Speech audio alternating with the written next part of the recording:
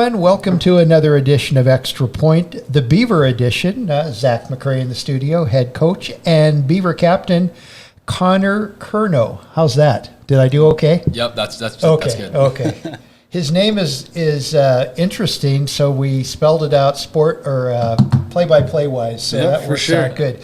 He's a captain, middle linebacker, or outside linebacker. Did you say either or? Inside linebacker. Inside. Yeah. Do you guys run a 4 linebacker defense? Yep, we do. Okay. And a wide receiver. Yep. So I'll ask you the same question, Connor, that I asked John last week. Which do you like better, offense or defense? Do you like being hit or hitting? I don't know. I think both are pretty fun, but I always think delivering a hit is just a little bit more fun than getting a hit. Yeah. But they're both. I enjoy both a lot. So. Okay. Well, we'll get back to you a little later. Right now, we want to talk to Zach about football, and not much to say about Friday's game. Little outmanned, suffering through all kinds of injuries. Not very many people suiting up in blue and gold and stuff, and as what you were worried about, facing a very, very good Hamilton team. Yeah, going into that game, felt really good about our chances. We felt good about our preparation.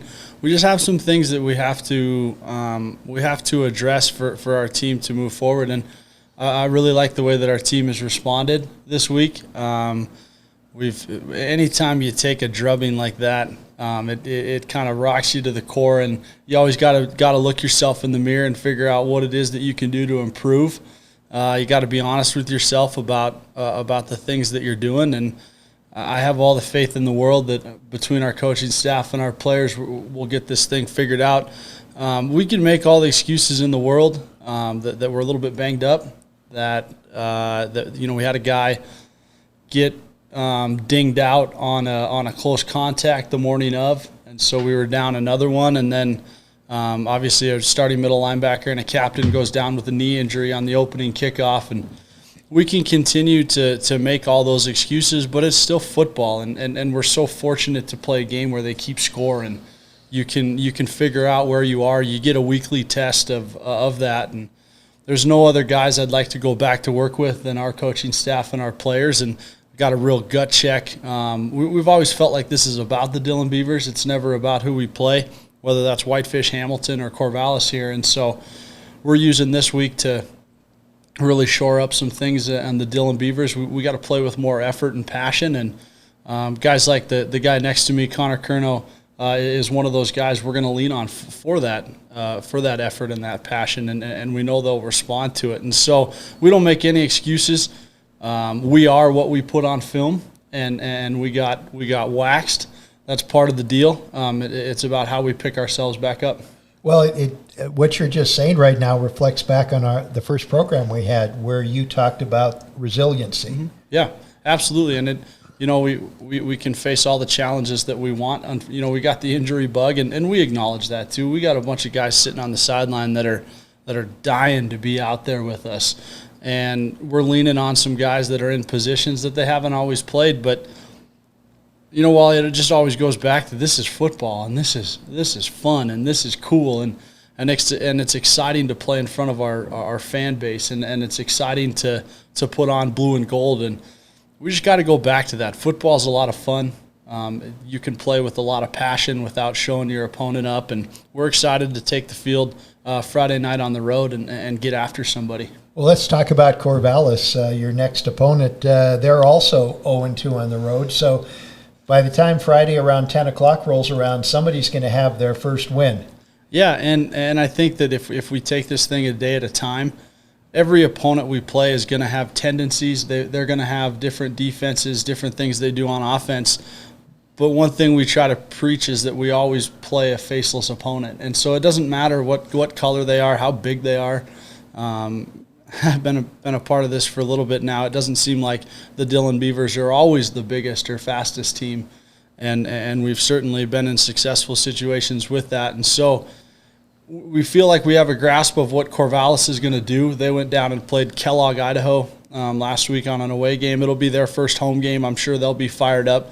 But this is about the Dillon Beavers, and we're going to try to take care of business in the best way we know how. Well, let's just look at a matchup. How does your offensive scheme match up against their defensive scheme and vice versa? Yeah, they kind of played two different defenses. Against Hamilton, they were in a little bit of a 4-3, and then against Kellogg, they kind of stuck to a 3-4.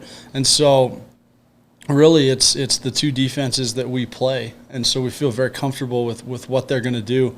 It's just about executing and doing your job. And offensively, they've moved outside of their old wing tee. They have a new coach there, and so we're excited to play them in a little bit of their spread offense and get after it. Is the MASH unit on its way over there too? We sure hope so. My goodness. So did you talked about a middle linebacker going down. Yeah. Was that the opening kickoff? It was the opening kickoff. Yep. Jack Gibson went down with a little bit of an injury, and we're still in the process of evaluating that. I think that, if I know the guys like I think I know them, and I know their heart and I know their character, we are learning a whole bunch of lessons really fast. And so when we do get some of those guys back and we get those reinforcements back, it's going to really give us a boost. And then some of our younger guys will have played some snaps that maybe they wouldn't have had that opportunity before. And so you can always control how you react to things. We're certainly super bummed that some of our guys are missing games. Some of our seniors are missing some games. But again, football is really cool and it's really fun. And so we can make all the excuses we want. We're bummed that we're not going to have a few out there, but we're just going to pick up the pieces and move forward. Well, you talked about the younger guys getting those snaps. Those come in valuable towards the end of the season because now you've got your depth is better because guys that maybe wouldn't have played very much have got to play. Yeah, absolutely, and I think it's always special anytime you get to put on the blue and gold. When we ask for your services a little bit earlier, I know that our Froshmore coaches are kind of hiding from us varsity coaches because every time we talk to them, we're taking one of their players. So they're hiding from us a little bit. But, boy, these guys do such a good job on welcoming people. And we're the Dillon Beavers. There's not really too many seniors, juniors, sophomores, and freshmen. We're all chasing the same goal, and our seniors on down from our freshmen, they're treated the same way. We have such great leadership, starting with this guy and the guy that we had last week of just making them understand that we need you. And if we need you in a Froshmore game, you got to step up. And if your number is called in a varsity game, the expectations remain the same. So Froshmore's limited to how many games they can play? They get quarters, so you get 8 quarters a week. We were a little bit tentative to play them last Friday night because they had went up and played the Butte freshmen on Thursday night, and so to play back-to-back nights, we were pretty conscious of how many snaps those young guys were getting. But they're up in Hamilton right now. They kicked off at 4:30. I'll be interested to see how they did. But you get 8 quarters, and they'll have a couple days of rest, and so there's no restrictions there. Okay, well, we're going to come back and talk to Captain Connor, but we're going to take a break first on Extra Point.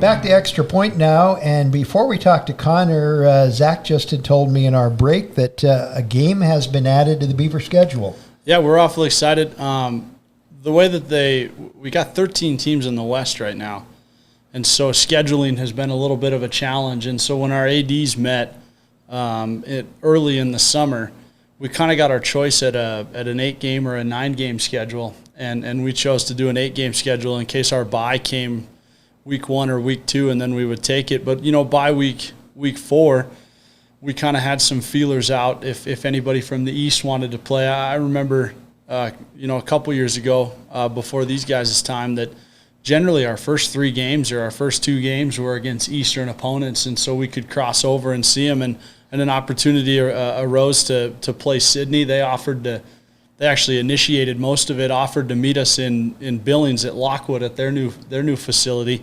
And so, we're going to, September 17th, we're going to go over to Billings and play Sydney at Lockwood at 6 p.m. Kind of an old rival? Yeah, old school running attack. They got a bunch of athletes. They're big and physical. It's kind of that old Eastern football style. And so, with us struggling with the run here on defense a little bit, it's just an awesome test. It can do nothing but help us. And so, after this weekend, we're certainly going to gear up and be excited to go play the Sydney Eagles. Okay, well, Zach, congratulations on the new game. And Yeah. Now, Connor, as we warned him ahead of time, that time for all the hard questions now. So are you ready? Yeah, I'm ready. Okay, well, they're not really that hard. So okay, good. Okay. First of all, linebacker, outside linebacker, and wide receiver. You said you'd rather be a linebacker than a wide receiver. So I'm thinking. So I'm going to fine tune it just a little bit. Catching the game-winning pass, or sacking the quarterback. I think probably then that game-winning pass would probably be a pretty big thing. So, and if it's game-winning pass, then it helped win the game. So that's just winning is obviously the goal. So that would probably that would probably be the that was a good one. that was a good answer. Very good. Yeah. So Connor, captain, senior, are you a longtime Dillon folk?